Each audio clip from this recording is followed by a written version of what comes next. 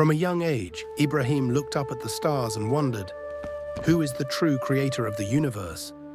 In a world full of idols, he felt deep inside that these statues could never be gods. He spoke to his father with wisdom.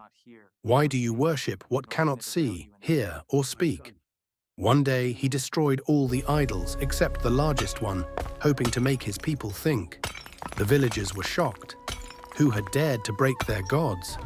Ibrahim calmly replied, "Ask the big idol, if it can speak."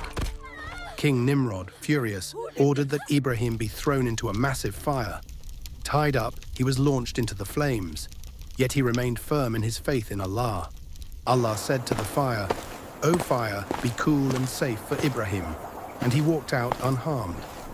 Later, Allah blessed him with a son, Ismail, through his wife Hajar. By Allah's command, Ibrahim left Hajar and baby Ismail in the desert of Mecca, placing his full trust in Allah. One night he saw in a dream that he must sacrifice his son. It was a divine test. Obeying, he prepared to carry it out. But Allah stopped him and sent a ram in Ismail's place. Ibrahim and Ismail then built the Kaaba together, praying as they raised its walls.